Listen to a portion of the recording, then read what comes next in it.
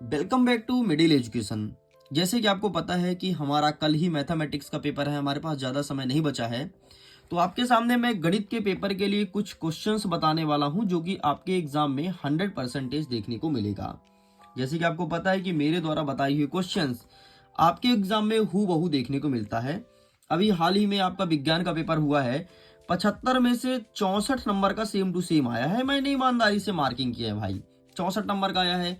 बाकी कक्षा 10वीं की हिंदी में 75 में से 71 नंबर का आया है। तो मेरे द्वारा बताई हुई क्वेश्चन आते हैं, चाहे 2 अंकीय हो, 3 अंकीय, वस्तुनिष्ठ। तो स्टूडेंट, हम आपके अर्धवार्षिक परीक्षा के सिलेबस के अकॉर्डिंग एक एक चीज को बहुत अच्छे से कवर कर रहे हैं। जैसे हमने अध्याय नंबर 1 को कवर किया, 2 को और 3 को कवर किया।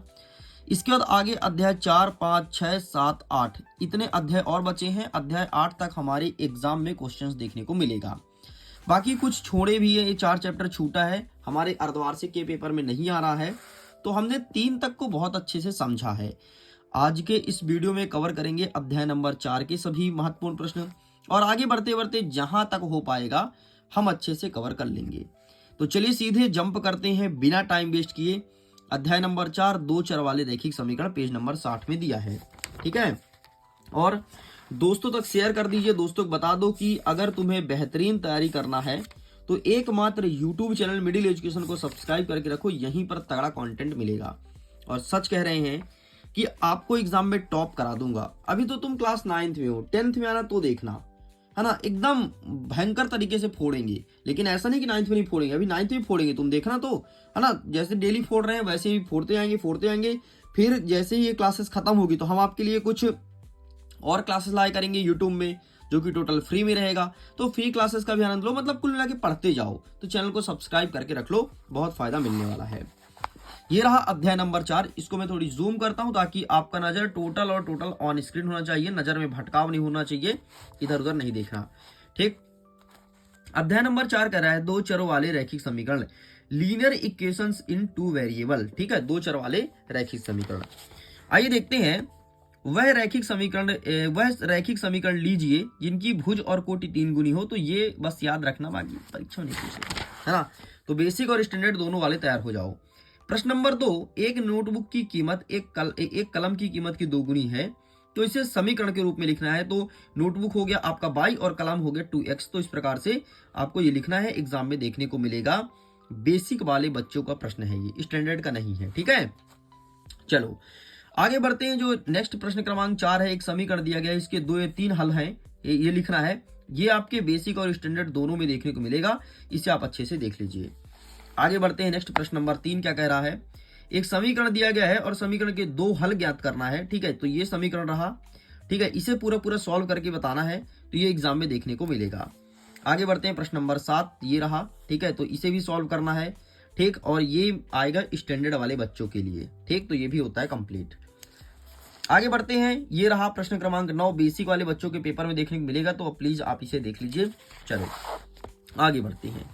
नेक्स्ट क्वेश्चन प्रश्न क्रमांक 3 जो लिखा है, ये बेसिक और स्टैंडर्ड दोनों में आएगा। के का मान ज्ञात करना है जब x बराबर 2 हो और y बराबर 1, और हमें एक समीकरण दिया गया है।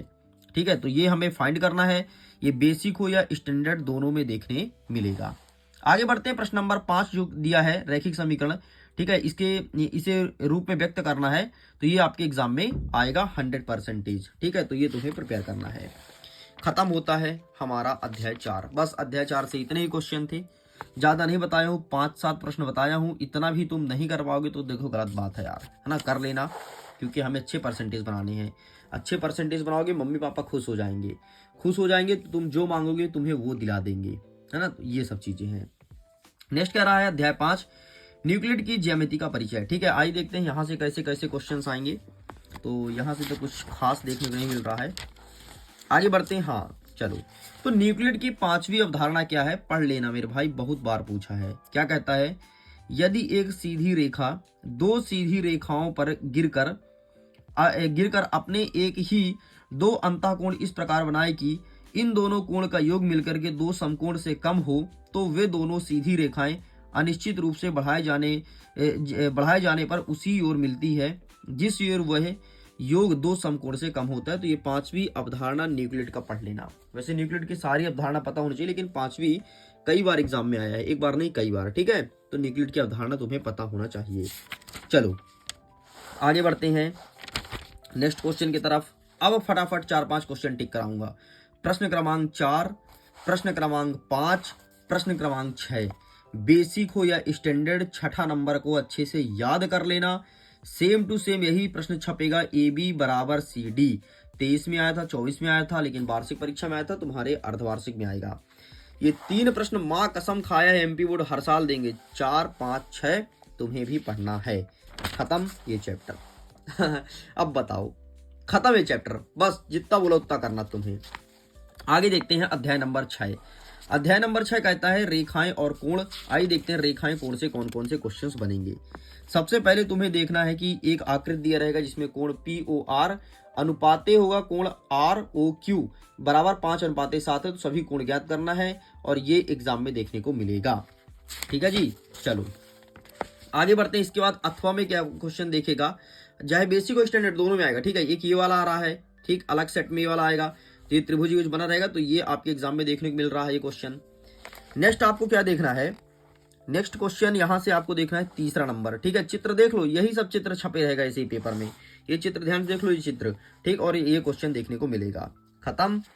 आगे आपको देखना है अध्याय 7। क्या कह रहा है कि सिद्ध कीजिए कि 2 रेखाएं जो एक ही रेखा के समांतर हो परस्पर समांतर होती है। ऐसे चित्र देखने को मिलेगा, LMN और ये T। ठीक है, ये एग्जाम में आएगा, इसे तैयार करना है अच्छे से। और ये खत्म होता है हमारा पूरा का पूरा प्रश्न पत्र। लो भैया, अब बताओ आगे आगे अध्याय नंबर 7 त्रिभुज। बस अब हमें क्या पढ़ना है, अध्याय नंबर 7 पढ़ना है, 8 पढ़ना है। कुछ क्वेश्चन और टिक करा देता हूँ, हमारा पूरा कंप्लीट हो जाएगा बुक। बस मेन तुम्हारा पहला वीडियो था, ठीक है, पहले वीडियो से ज्यादा क्वेश्चन आएगा। यहाँ से कोई भी क्वेश्चन नहीं बन रहा है, इसे चुपचाप छोड़ दीजिएगा। आगे बढ़ते हैं, यहाँ हमें देखना है, देखो सर्वांग समता के जितने भी नियम है, जितने भी नियम है, जैसे SSS, ठीक है, साइड साइड साइड मतलब भुजा भुजा भुजा, इस रूल्स को अच्छे से पढ़ लेना। नेक्स्ट कहता है कि सर्वांग समता आकृति किसे कहते हैं, ये अच्छे से करना है। तो ये दोनों क्वेश्चन अच्छे से तैयार करना है। ठीक है, अच्छा सर्वांग समता की कुछ कसौटी भी है, ये रहा आपके सामने कसौटी 1, 2, 3, 4। ये कसौटी आप पढ़ लीजिएगा, आपके एग्जाम में देखने को मिलेगा। ठीक है, तो ये रहा आपके सामने। आगे बढ़ते हैं नेक्स्ट क्वेश्चन की तरफ। नेक्स्ट कह रहा है सिद्ध कीजिए कि किसी त्रिभुज की समान भुजाओं के सम्मुख कोण बराबर होती है, या फिर सिद्ध कीजिए कि किसी त्रिभुज के 2 बराबर भुजाओं के सामने कोण बराबर होती। ये हमें तैयार करना है, ये क्वेश्चन हमारे एग्जाम में छपने वाला है। आगे बढ़ते हैं, ठीक इसी के अथवा में एक प्रश्न दिया है, सिद्ध कीजिए कि समान कोण की सम्मुख भुजाएं समान होती है। ठीक है, तो ये ऊपर वाला देख लो, ये समान भुजाओं के सम्मुख कोण बराबर होती है और समान कोण की भुजाएं बराबर होती है। डिफरेंस है दोनों में, इसमें समान कोण की भुजाएं बराबर है, इसमें समान भुजा के कोण बराबर है। ये एग्जाम में देखने को मिलेगा। आगे बढ़ते हैं, 5वां नंबर, सिद्ध कीजिए कि किसी समद्विबाहु त्रिभुज में बराबर भुजाओं के सम्मुख कोण बराबर होते हैं। सिद्ध कीजिए कि समद्विबाहु त्रिभुज के बराबर कोण की सम्मुख भुजाएं बराबर होती है। और समद्विबाहु त्रिभुज वाला प्रश्न छपने वाला है, बेसिक और स्टैंडर्ड दोनों में, ध्यान रखना। ठीक है, जितना बता रहा हूं उतना कर ही लेना। अगर इतना भी ना कर पाए ना तो फिर जीवन में क्या ही करोगे, समझ नहीं आ रहा है। बाकी मैं उम्मीद करता हूं कर लोगे, और अपने दोस्तों तक वीडियो को शेयर कर दो, उनको फायदा मिल जाए। ठीक है, आगे देखते हैं 10वां नंबर क्या कह रहा है, ABC एक समकोण त्रिभुज है, कोण A 90 डिग्री दिया है, AB बराबर AC है, तो B और C का वैल्यू निकालना है। ये क्वेश्चन तैयार कर ले। देखो 20, 22, 23, 24 और यहाँ 25 लिखने वाला है, कुछ दिन बाद आएगा, कंफर्म है आना, कंफर्म। नेक्स्ट कहता है कि समबाहु त्रिभुज के प्रत्येक कोण 60 डिग्री का होता है, प्रूफ करना है। ये 100% जा रहा है बेसिक वाले में, ऊपर वाला स्टैंडर्ड वाले में। खत्म भाई, यहाँ से भी। ठीक है, और कुछ बन सकता है तो जी नहीं, यहाँ पर केवल मजे लेने के लिए क्वेश्चन दिया है, कोई क्वेश्चन नहीं बनेगा। एक देखना है आपको 20वां नंबर, ये तुम्हारे सामने है, सर्वांग समता वाला। अच्छे से इसका फोटो खींच लो। तो इस प्रकार से इस चैप्टर के भी सारे क्वेश्चंस होते हैं कंप्लीट, जो कि हमारे एग्जाम में देखने को मिलेगा। अब बचा एक अंतिम चैप्टर, चैप्टर का नाम है चतुर्भुज। ठीक है, आइए देखते हैं यहां से कौन कौन से बन रहे हैं क्वेश्चंस। यहां से सबसे पहले देखना है कि चतुर्भुज की परिभाषा क्या है। अच्छा, त्रिभुज की परिभाषा ही पढ़ लेना। ठीक है, चतुर्भुज की परिभाषा और त्रिभुज किसे कहते हैं उसकी भी परिभाषा तुम्हें पता होना चाहिए, क्योंकि वो क्वेश्चन आएगा। अब भैया क्वेश्चन बनेगा ये दोनों क्वेश्चन आएगा। ये ऊपर वाला आएगा बेसिक में, नीचे आएगा स्टैंडर्ड में, ठीक है। आयत के 4 गुण और समांतर चतुर्भुज के 4 गुण, चारों गुण के अच्छे से निचोड़ के पढ़ लेना, एग्जाम में छपेगा। खत्म। आगे बढ़ते हैं, कुछ क्वेश्चन और देख लेते हैं। क्या कहता है, सिद्ध करो कि यदि किसी चतुर्भुज की सम्मुख भुजाएं समान भुजा बराबर हो तो चतुर्भुज समांतर होगी, ठीक है। ये आपको तैयार करना है अच्छे से, इसका भी फोटो खींच लो, ठीक। नेक्स्ट क्या कहता है कि सिद्ध कीजिए कि समांतर चतुर्भुज के विकर्ण एक दूसरे को समद्विभाजित करते हैं, तो ये एग्जाम में छपने वाला है, तो इसका भी फोटो खींच लो। इतना हो गया, चलो बाकी यहाँ से कुछ नहीं आएगा, आप इन्हें छोड़ दीजिएगा। कुछ क्वेश्चन और देख लेते हैं। विकर्ण एक दूसरे नहीं पूछेगा। नेक्स्ट, सिद्ध कीजिए कि किसी आयत के विकर्ण समान या बराबर होते हैं, ठीक है। ये नेक्स्ट कहता है कि समांतर चतुर्भुज के विकर्ण बराबर होते हैं, दर्शाई कि वह एक आयत है। नेक्स्ट क्वेश्चन ये, तो ये 2 प्रश्न आपको यहाँ से तैयार करना है। आगे देख लेते हैं यहाँ से कुछ क्वेश्चन और। सिद्ध कीजिए कि किसी समचतुर्भुज के विकर्ण परस्पर लंब होते हैं।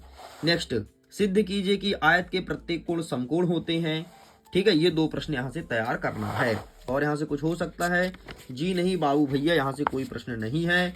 और इस प्रकार से हमारा चैप्टर हुआ राम राम, मतलब स्वाहा। मरते हैं, कोई किसी का डेथ हो जाता है तो राम राम बोलते हैं, तो राम नाम सत्य है, तो भैया हम सत्य तो नहीं बोलेंगे, लेकिन चैप्टर कंप्लीट हो गया है और बहुत अच्छे नंबर अब आप गेन करने वाले हो। ध्यान रखना बेसिक वाले, ऐसे छोटे छोटे प्रश्न को जरूर पढ़ना, ठीक है। ऐसे प्रश्न देखने को मिलेगा। तो ये रहा आपके वीडियो का एंड। वीडियो कैसा लगा कमेंट सेक्शन में लिख करके जरूर बताइएगा। अब मैं और क्या हेल्प कर सकता हूँ, है ना। पेपर का सेट मुझे लेकर के आना था, लेकिन अफसोस ये है कि क्लास 11 के बच्चे बार बार मैसेज कर रहे हैं कि सर हमारे लिए वीडियोस क्यों नहीं बनाते हो, इसलिए मैं सेट पर वीडियो रिकॉर्ड नहीं कर पा रहा हूँ। कोई दिक्कत नहीं, आपके पास सारे क्वेश्चंस आ गए हैं।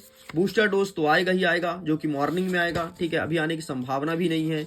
और बूस्टर डोज को एक बार देख लेना, बात खत्म। लेकिन बूस्टर डोज को आप देखोगे उसके पहले इसके सारे क्वेश्चन को तैयार कर ही लेना, ताकि बूस्टर डोज में तुम्हें कोई भी क्वेश्चन याद करने में आसानी हो जाए। मैं वीडियो एंड करता हूँ। Thanks for watching, bye.